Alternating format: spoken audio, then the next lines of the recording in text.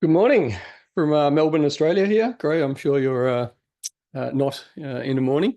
Uh, Welcome everyone to our webinar on the key to delivering web projects on time and within budget. So I'm Stephen Neville, CEO of BugHerd, former agency owner. So this is a topic that I know quite a bit about. I'm thrilled to announce our guest expert, Gray Mackenzie from ZenPilot. So Gray and his team at ZenPilot help agencies streamline operations and improve efficiency, particularly through ClickUp. Gray, welcome. I'd love just give us a brief introduction about yourself and share what drove you to focus on solving, these common agency challenges. Yeah. Well, thanks for the opportunity to be here, Stephen. This is going to be a fun 45 minutes together and appreciate everyone jumping on and joining us. Um, so my background started 16 years ago doing web development in college as I worked my way through school and took on a bunch of different projects, wound up building an agency out of that business. And I'm sure you've had some similar experiences, like the first handful of client projects were $300, $500,000 web projects, and then that wound up turning into 60, 70, $80,000 web projects, kind of turned into the sweet spot and the pain points of how do we actually get this stuff done in time, on time, and in budget were very real. It's, profitability kind of spikes and declines. And anyways, there were some things that worked well that we figured out kind of the hard way in that business. But really, most of the lessons that I'm going to be sharing today, and a lot of what we're digging into in the conversation that we have, is built on the experience that we've had over the last 12 years of working with a little over 3,000 agencies to help them operationally. And so, most of this is not actually, Gray's little hard-earned lessons from building a couple hundred websites. Most of this is like, hey, what are the best of the best agencies do? What have we seen work really well for teams? Yep. And what kind of size agencies are you dealing with? Yeah, the average team size of our clients right now is about 30. Yep. Um, and there's a wide range from the early sub 10 person teams to the hundreds of people or thousands of people agencies. Yeah, great. Excellent. All right. Really excited for the chat. A couple of housekeeping issues or items, not issues. Use the Q&A for panel questions as we go. We'll address any questions we get throughout. We'll also have some dedicated Q&A time at the end. Um, Beyond the end, we'll obviously send a recording and a few additional resources as well that Gray's been kind enough to share. So we don't have a lot of time, so let's get into the meat of it pretty quickly.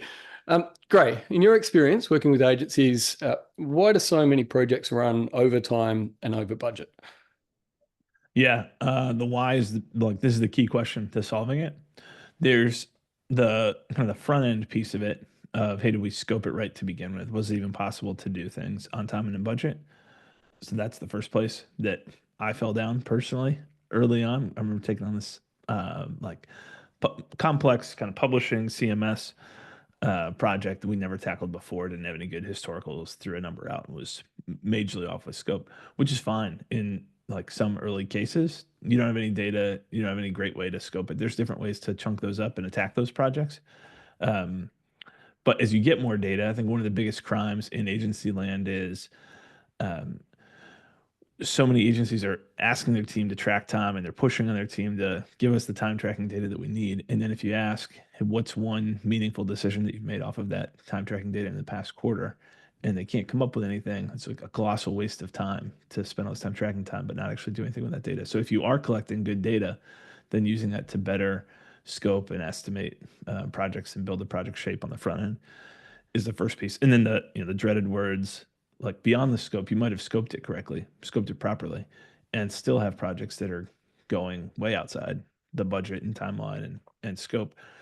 And that's a scope creep and project management issue fundamentally. So there's the front end of, hey, are we actually shaping this up right to begin with? And then are we actually executing on the plan and sticking to that plan with the client? That for a whole bunch of dynamic reasons can be challenging. But it boils down to those main two reasons. Yeah, excellent. All right, let's sounds like a good place to start. So let's dig into that. So in terms of setting clear expectations with clients, seems like a fairly crucial part of it. But how to, what are the best practices you see about about setting clear expectations with clients to avoid misunderstandings that might come up throughout the project? Yeah, I've got a couple different things that I'm not, probably some people are like, duh, that's super common sense. And other people might be like, oh, I haven't really thought about that before. One of them is work with a lot of teams where owners or CEOs or managing directors, they've got a super high standard for what happens with clients. And they're really obsessed with this idea of like, hey, we're going to thrill the client. And they're looking for opportunities to go way above and beyond, which is great heart, great intention. But in a lot of those teams, what we're seeing is set expectations with clients. Hey, we'll have that thing to you by Friday, or we'll get you 3 design mock-ups by next week or whatever. And more than half the time they're getting it to clients early, or they're delivering more than 3 mock-ups. They're kind of going above and beyond.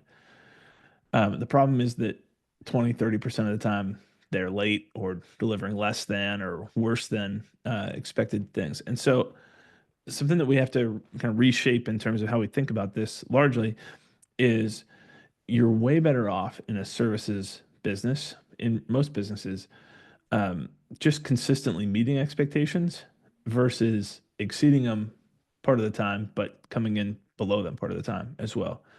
So that sounds like super common sense, but that doesn't line up with what we see from a lot of the teams who we work with. Whether that's a staffing issue, we put someone who is too junior or not prepared on a project, or we're overloading our team, we're putting too much on them, or we don't have good processes.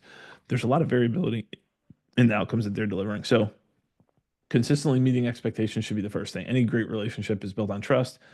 Trust is met by like having expectations set and agreed on, and then meeting them. It's impossible to meet expectations if you don't even know what they are. You haven't agreed to them. So if that's kind of the fundamental premise is, hey, how do we consistently do that? Then there have to be real conversations about the hard things that are part of projects. What does the timeline look like? What's the shape of this? What's the cost of this? When do you pay those things? How many rounds of revisions do we include? Who are you going to be working with primarily? Do you get to talk to developers and designers directly, or are you going through an account manager or strategist or project manager? So all those things need to be tackled. And then the easiest way that I've found to get expectations, at least at a high level, agreed upon is to use visuals. So I love using visuals wherever you can to say, look, here's exactly what the process looks like. Here, this is the phases of the process. Here's what the timeline's going to look like. Here's who you'll be working with. Kind of those variables just really simply represented in a graphic. If it's helpful, I can pull one up and we can look at that together just as an example. But I'm a huge fan of using visuals to try to get everybody to actually agree on the same thing. I've been talking here for 2 minutes straight, and everybody's going to cling to one piece of what I've said and be like, oh yeah, that one speaks to me. And someone else is like, that thing about consistently meeting expectations, I already knew that. Like I completely tuned that stuff out. But putting a visual in front of people, we're all looking at the exact same couple bullet points, a handful of important pieces. That's easier for everyone to see, comprehend, and then actually go back to and remember that. So when you go back to that and pull it up next week on the weekly meeting, they're seeing, oh yeah, I remember seeing this. I understood that was the phase that we're in. And so I'll wait in giving you my SEO feedback or my design feedback because I know we haven't even gotten to that phase in the process yet. Yeah, awesome, great. Look, I was about to say the same thing, but we come in the Q&A. Someone's requested if you could show a visual, that would be very handy. On those like baseline expectations, it reminds me of one of the things I always found is just that response time to client requirement, if it comes in or if there's a question being asked, is not often having to get the answer to them immediately, but just saying, hey, we're looking at this. And sometimes emails would come in and they disappear into a vortex and people want the full solution before they go back to the client. And often, we would kind of train people to say, just respond and say, hey, we're looking at this straight away. And it's the same for us in our support business. If someone contacts us, we need to be able to say, hey, we're looking into this and we'll get back to you when we have a solution, rather than waiting, because while people wait, their anxiety builds up about this issue. And those basics are the things, as you said, that kind of build trust. I think that's huge. I'll pull up my screen and share it. But what you said is exactly right. And if you haven't set expectations, and I'm working with a service provider, my expectation is I send in my support request, like I expect to get a response right away. If you've preset expectations and said, hey, it's going to be 2 days before we respond to you, that can be okay if they've had a chance to hear that and agree to it. But they might also take the other route and say 2 days. Like, there's no way I'm waiting 2 days. I need a response within 4 hours every time I send a message. And that might be totally fine for your business too. And you might just say, that's fine. I'm going to apply the PITA tax here, and you're going to pay a little bit more for your neediness. So, super quick example here of a client journey, and I've got kind of 3 different levels of granularity, but this is from like a SEO link building type business. So super high level, we're going to build your strategy. We're going to go get some quick tactical wins, and we're going to run these quarterly campaigns. Super helpful, very brief visual on the front end. Then they say, well, I don't really understand what all that means. What does that mean? Oh, well, here's the quick descriptions. Like, what does this actually look like? And then there's still, that next layer of detail is kind of given then as a description. And then it's like, hey, I don't fully understand what are the elements, what's going on there during that.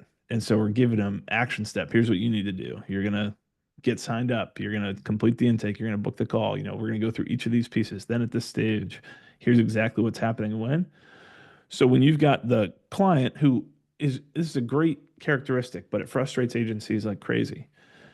They're super enthusiastic. They're like, come on, I've found a couple of sites I think we ought to be getting links on. Here's some thoughts that I have. And that really annoys a lot of agency teams. Like, they know from their side of the process, hey, we're not even close to that phase yet. You got to give me 4 weeks before I'm even thinking about that. But the client's ready to go, and it's just an expectation thing. So if you can outline this, then it's much easier to say, and those are great resources to share. Thanks for listing those. Let's put these in this document here, and let's come back to that once we get to that piece a month from now. So this is just a quick visual example of trying to lay this out. And you could continue, the more complex this is, you could keep drilling in layers depending on how complex you need to go. But I've seen this type of visual work really well and be employed by most of the kind of largest,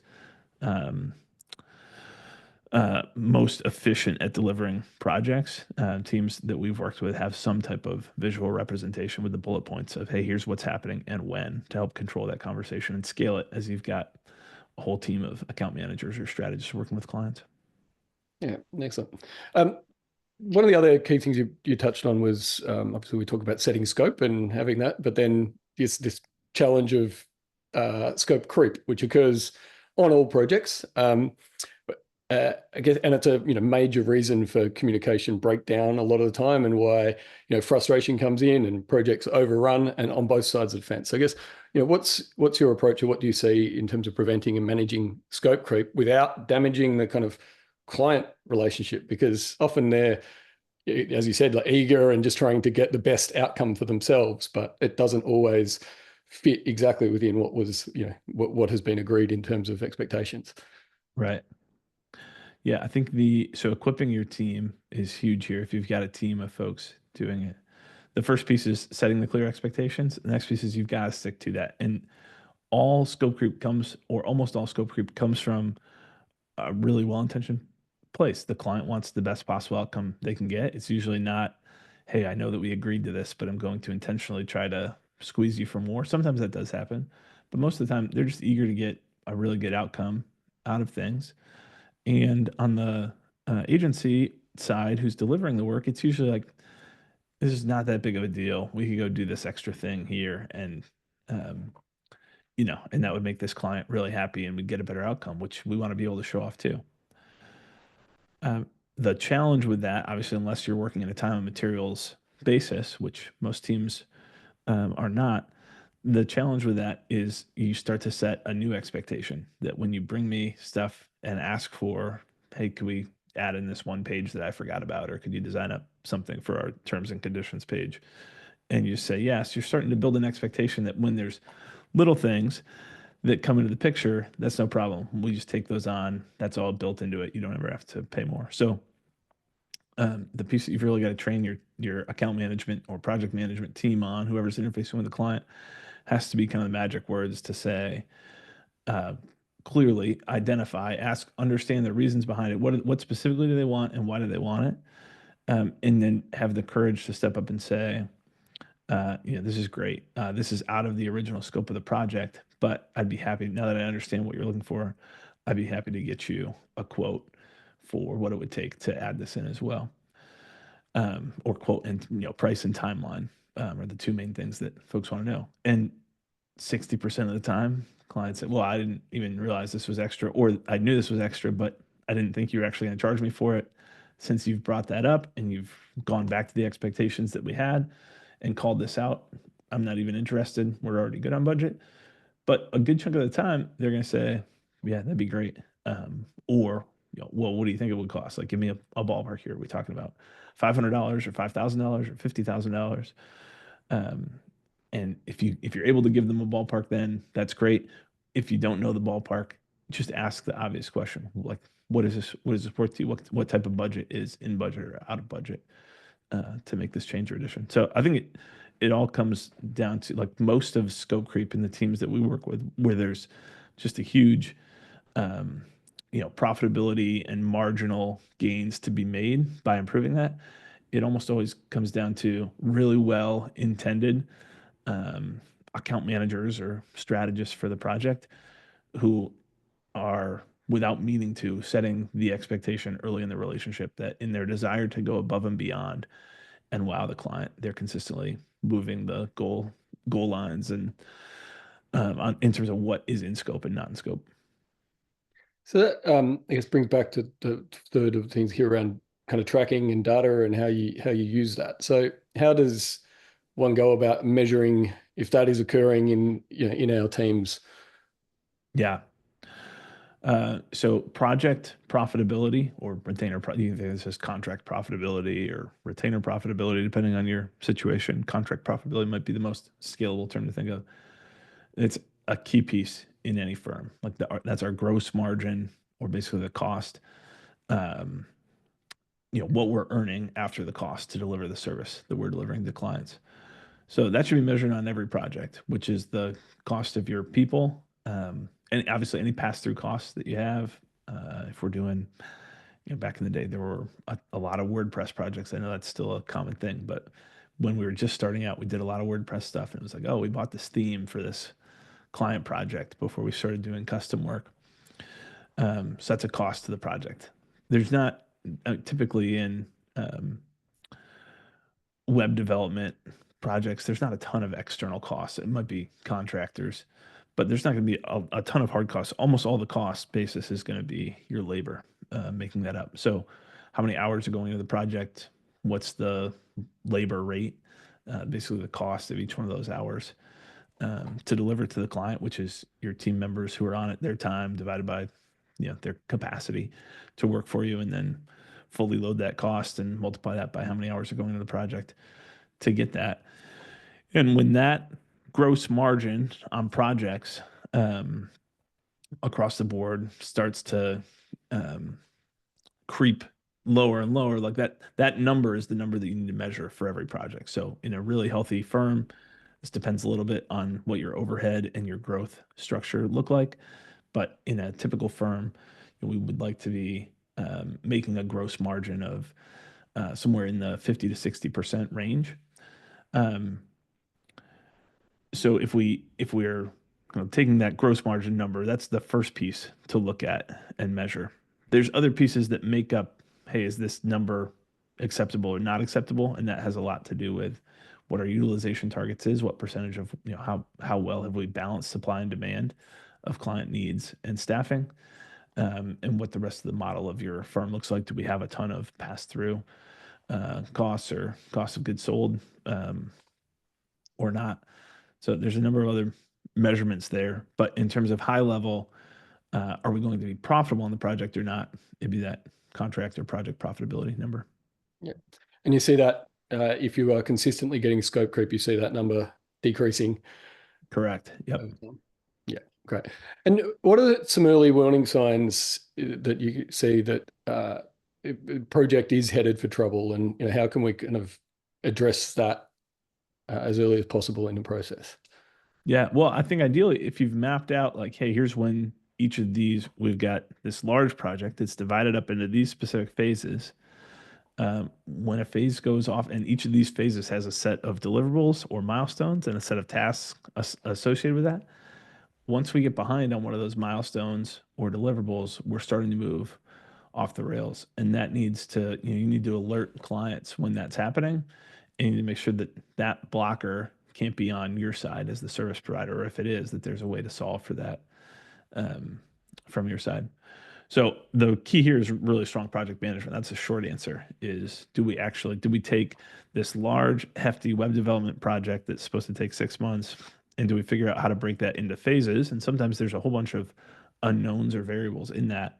And as we get the answers that give us the knowns, they solve for those unknowns that we had, and we plug that into a strong project management plan, and then actually have dates tied to that and understand where we're getting behind on milestones or phases.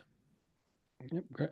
I have a question in the Q&A. Do you have a simple way to track margin on while a project is in progress? So can't figure out that because the rate of invoicing doesn't coincide nicely with the time spent on a monthly basis, for example. So especially with milestone billing. And I know this is a fairly big topic, which I think we both have a previous webinar with Marcel Papidas that if you want to go deeper on this, there's a whole other thing. But just very quickly, Gray, for today, would you help? Yeah, I think that's a great question. Thanks, Adriana, for asking that question.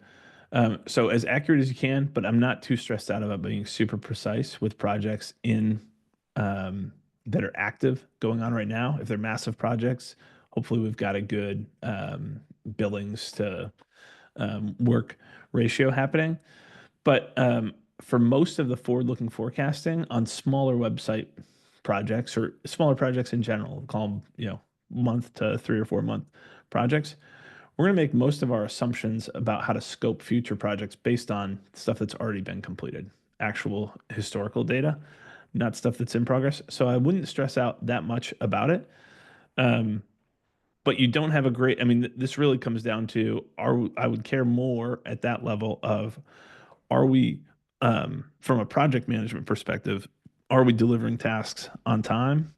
And from a time tracking perspective, are we where we anticipated being for this phase or milestone of the project? Because assuming you're going to get paid eventually for that milestone of work, however you've broken that down, as long as your inputs are on track, ultimately the project profitability will take care of itself as well. Okay. And I know you use kind of an account dashboard approach. Is that something you could show or share briefly? Yeah. So the account dashboard piece would be maybe a helpful way for staying on top of project health and where things stand. So I'll show kind of a simplified version of what this looks like. So high level, as you've got more and more either teams or pods or individuals leading projects internally, it becomes really hard to get a high level overview of where all of that work stands. So the example that I've pulled up here is inside ClickUp. And I don't know if people prefer dark mode or light mode. We could go either way, whatever looks a little bit less scary. So put in the chat if you want one or the other, and I'll switch it over. But so I'm building this in ClickUp. You could build this out in Google Sheets and Airtable and Notion and Monday, and any of the tools out there on the market. But what we're looking for is some way to have a list of all of our accounts, what services they're getting from us, what their goals are. We could pull in a bunch of other data as well, where they stand in our process, who's leading that account. So if we wanted to see this, we could pull that up as well. And then what the health of each of those accounts are. And so we're looking at this to find, hey, where's stuff going off the rails, or where are there clients who we ought to be reaching out to and tapping for testimonials, referrals, that kind of thing. And so the kind of the key practice here that is, and I learned this working with a handful of clients, and I saw folks using this. They call it a kind of account dashboard was the most common phrasing I heard. And I kept seeing something like this, and I was like, man, looks like this would be super helpful. And we could build this out so that we're able to use this data and surface it in different views and have it live right inside the PM tool.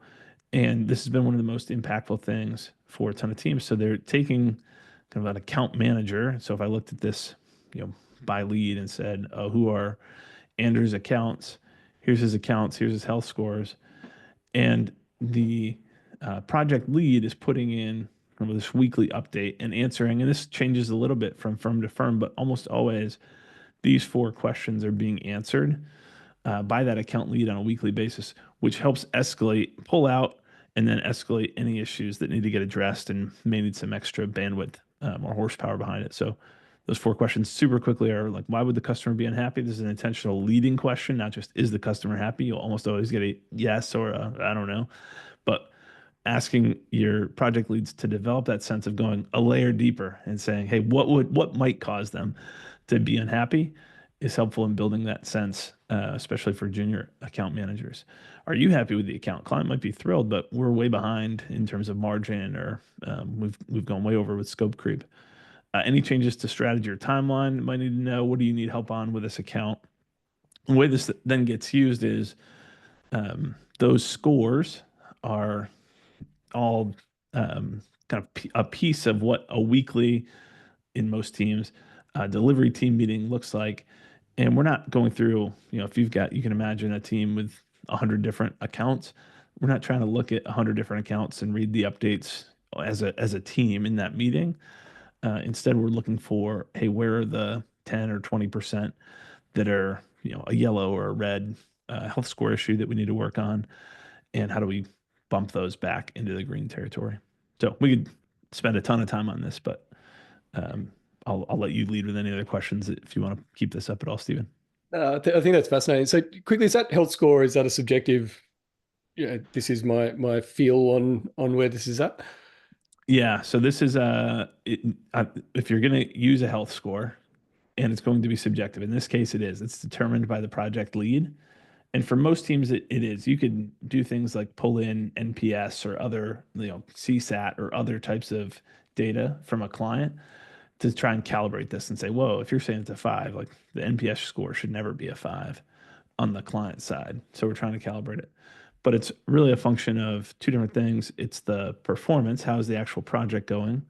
What's our performance to the objectives that they had looking like? And then the other side is the relationship. So do we also have a strong relationship? You can weather for a period of time poor results with a strong relationship. You can weather for a period of time a poor relationship with strong results, but ultimately you need both. So a 5 is never going to be like, you've got to very clearly define what these mean. A 5 means both we're meeting or exceeding the objective and performance is continuing to trend upward, and the relationship is in a super strong spot. If you picked up the phone and called them today, this client would be happy to give us a testimonial or refer somebody to us. Obviously, one's an inverse, and then each metric has a specific meaning on that 1 to 5 scale.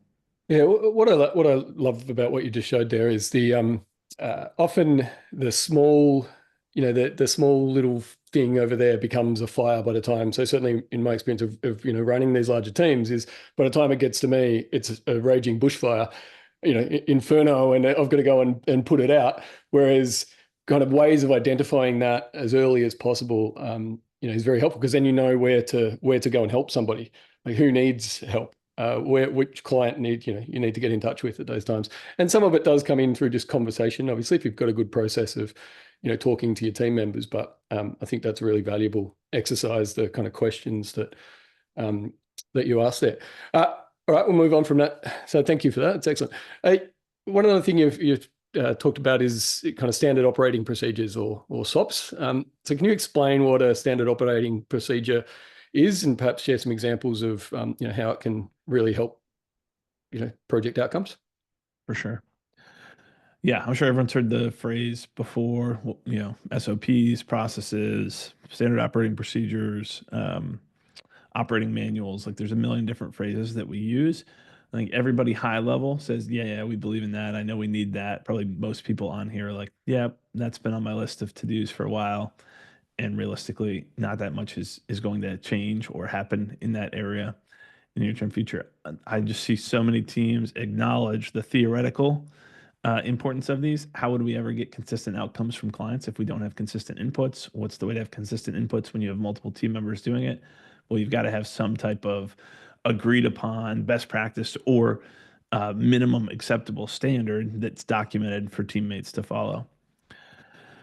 But the reason that they get under prioritized and they're the last thing on the to-do list is probably most people even here today haven't ever really experienced like what does great process actually enable for a team? How does that actually allow us to scale up and develop? And sometimes the reasons they haven't experienced that is they've overbuilt in the past. They've built all this documentation, all this stuff, and they got further ahead in documentation and standardization, but then their innovation should have allowed for. So they're constantly changing and evolving and trying to find what's our sweet spot. So my recommendation, if you're a 5-person or smaller team, is you got to go super, super light on the documentation, because odds are, unless you're staying intentionally smaller, you have some very leveraged piece of technology or servicing piece, you're still figuring out exactly who you are and who you're for, and what you deliver to them. And in that period of innovation and trying to solve, like what is our core offer, so many things are going to change that you shouldn't be spending a ton of time standardizing that. You should be really working towards like, hey, what actually drives results here? And then you move into this mode where, okay, we figured that out. There will always be innovation that happens, but now it's time to scale this up. We're ready to grow the team and build it. And so that SOP or the process piece, the first big hurdle is getting them built. That takes, a good amount of time to get kind of what's the best practice from the best people on our team down onto paper somewhere. But the second under talked about and equally important, maybe more important piece, is getting people to actually read and follow those. And so because of that, one of the core principles of our project management methodology is agencies need to make the process live where the work gets done, which means directly in the project management tool. So I'll pull up, click up here as with an example of what does that mean to actually embed a process into where the work is happening in their PM tool. And you could apply this wherever, and I'll try and make this a little bit less crazy here. We'll move it, and we'll go back and forth on light and dark mode as we go. So client onboarding is probably the easiest one because that applies to every team. But what are the specific steps that need to happen in that process? We've got onboarding is this big concept. Everyone needs to do it. This is the number, like the first experience that a client has as a client. They're sitting in this period of, all right, I wrote the check, I made the payment, I signed the contract, I'm ready to get started. What's that experience like? The more dialed in those first touch points are, the more trust you build right off the bat, which is going to pay off in a big way down the road, where you really need to use that trust to have them actually get through the friction that's a part of any project that you're doing with them. So high level, what are each of the steps that need to happen? How do we hand things off? What are we doing in terms of welcoming them in? What are the moving parts here as part of this? And then inside any of these, and not every one of your, I would not go to this level of detail if this is your first time ever doing it for every single process that you do. But for the stuff that you're doing all the time and has a huge impact on what you do, be super specific about what does this look like? Hey, from the sales team, I'm going to pass you over to a strategist if you're doing this via email instead of on a call. Well, what are the resources? What does this look like to get it done? Here's an email template. What are the steps in the checklist that have to happen? How should the strategist then reply to that? Here's specifically how we reply and what I'm going to customize in terms of that. So that's an example of building this in so that when team members are working through their day to day and they're looking at, here's my tasks that are on my plate for today. I don't have to go try to remember what Google Drive to go into and which folders I have to click down to go find our big wiki or this documentation, and then pull it up and realize, oh, it's been outdated because nobody else ever looks at it. And so no one's ever prompted us before. So this is all part of getting those SOPs or processes to live right where the work gets done, put it in front of the team, and you'll find that one, they actually get followed, especially with checklists, like right there in your tool. But two, you'll find that they get improved at a much higher frequency too, because they are in front of people. People are using them and they say, wait a second, we shouldn't be actually sending an email anymore. I should be doing this on a quick call with the client. And so let's change this and let's make this a kickoff call, or, whatever else might need to change. I was reminded of it doesn't sound like a very interesting book, but it actually is, called The Checklist Manifesto. Right. Which really just talks to exactly that point around the value of checklists, particularly in complex environments, complex processes. just how it aligns everybody to the right thing and make sure that things don't fall through the cracks, which is, to your point, where trust can sometimes break down, particularly early. I'm very conscious of time, so we'll move into a Q&A just quickly. Just because we could talk about this for hours, so we should try and wrap it up a little bit. But what are your top 3 actionable takeaways that an agency can implement today to improve project delivery? Right. Yeah. That first piece that I'd go back to is use really simple visuals to get clear on expectations with teams early. It's not going to have every single one of the details. That's fine. It's also a conversation starter and a conversation point, but a piece of reference. It's an artifact of the project that you can go back to and pull clients back to and say, remember, we talked about this. Here's the timeline for this and for that. And now, we might need to move this a little bit based on the delays that we ran into here. That doesn't change the overall process. That just changes the timeline that are tied to it. So that would be the first piece, is use really clear client journey visuals to help streamline communication, set better expectations. Second piece would be using an account dashboard. However you build that out, however simple that is at first, you can get super crazy with it. There are some pretty awesome examples that I could share, and we could, like you said, we could nerd out about forever. But using that to spot client issues before they turn into much larger fires. And then the third one is the last one that we just looked at here, which is make the process live where the work gets done. Whatever your system for getting work done is, if that's one of the main PM tools, or you've got a different strategy for it, how can you get your team to actually see, use, follow the process to make sure that work gets done the right and best way every time? Awesome.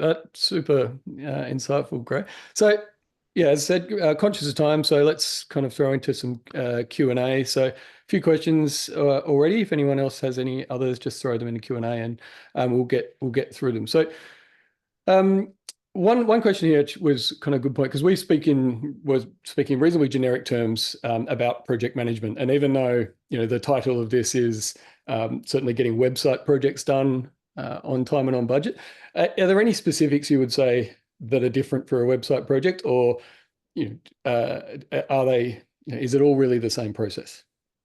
It's all really the same. I know that we're tight on time, but I'll just pull this up for a second here. So I just grabbed a really simple WordPress. Hey, what does the project look like? So this is an example of what these phases might look like. We've got kickoff, discovery, SEO, content design. Obviously, the development piece takes most of the time, pre-launch, launch.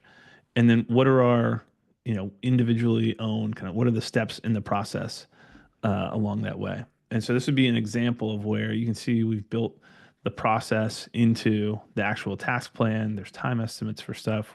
Ignore kind of the rest of it, but it's all those same principles. We'd still use client visual for what happens. We'd still have a project or account dashboard for what's going on, and we'd still build all of our SOPs and processes into a web project so that it becomes part of the big benefit of building out. Here's what our timeline, here's what our phases are in a PM tool. To do this is we get to see where things start to go off track. And so that scope creep that impacts project profitability that we talked about earlier all gets flagged a lot earlier in the process. Yeah, excellent. We talked about dashboards and certainly profitability as well. So what would you recommend, or what do you see being used? And I know you can kind of probably show us something in ClickUp as well, to manage profitability on website projects. Yeah, this might be a little overkill for earlier stage teams, but so we've built out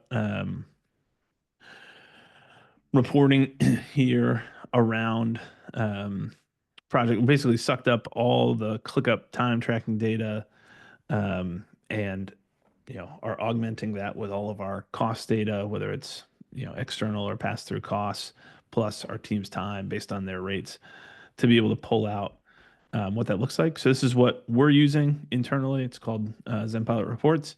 We see other teams who like EverHour and Harvest are the two most popular other tools that I see used for trying to track where we are in terms of project profitability, time tracking data, that kind of stuff.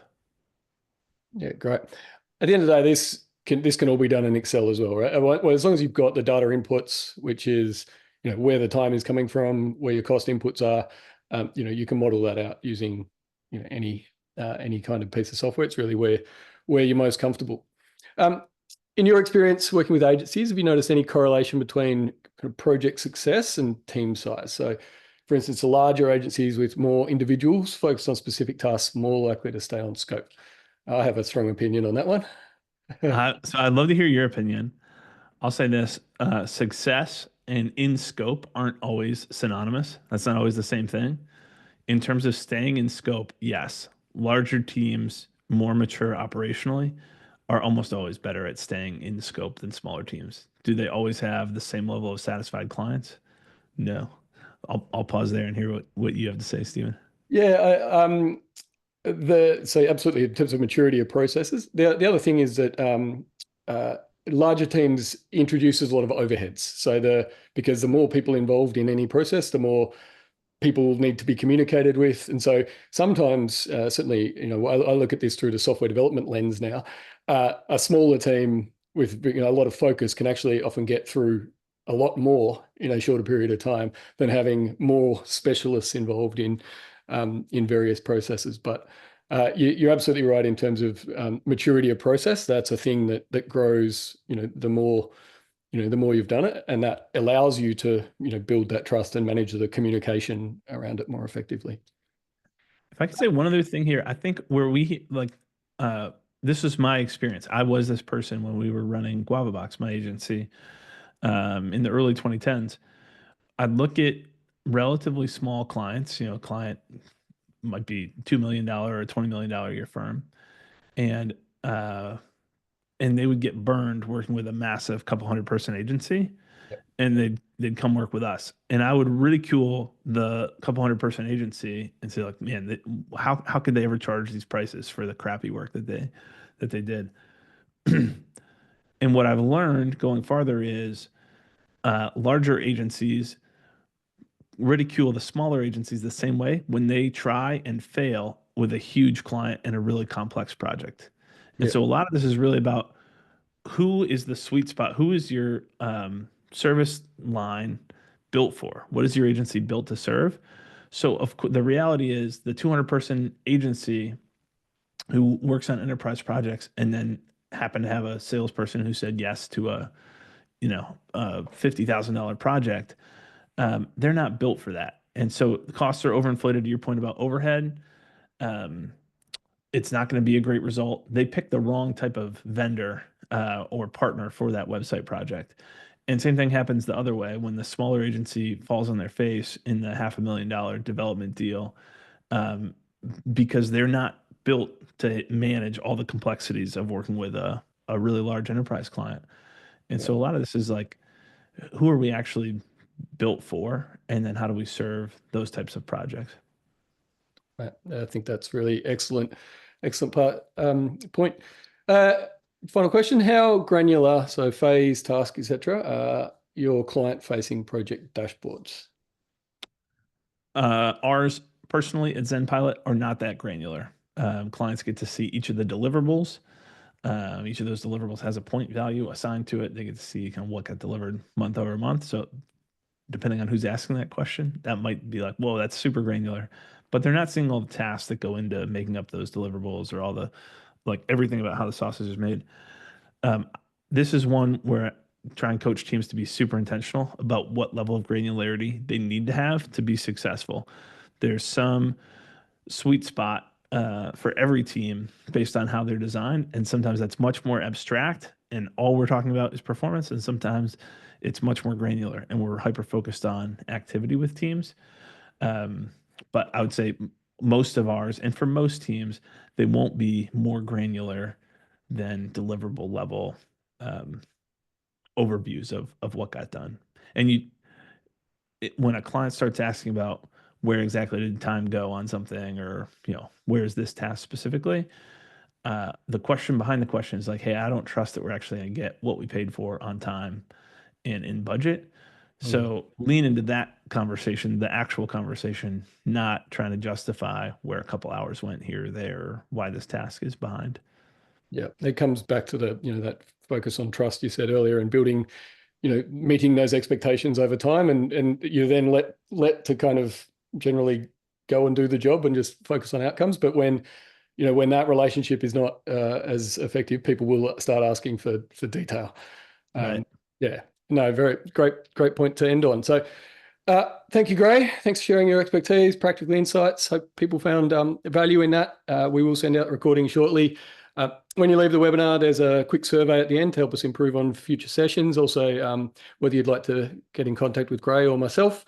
Yeah, Gray, you've got some additional resources I think you're going to share in a follow-up email. Doing a quick discussion what they are. That's right. Yeah. I'll make sure that those go out. But if anyone wants to see like the client onboard, an example of, hey, what does it look like to take a process and actually build it into our PM tool, and you want to see that client onboarding example, if you go to zenpilot.com/clickup, that should redirect you and you'll be able to download what that entire template looks like. So that's part of the install that we set up for any of our clients, but want to make sure that we shared that here with you all today. Great. And with that, let's call it there. Rush through some stuff. We could have talked about that for hours, so maybe we'll have to do another one. Great. Thanks again for your time. Thank you, everyone. Have a great day. Or evening I'm in the morning here. Whatever your time zone. Always Yeah, thank you, confuses me. everybody. There, mate.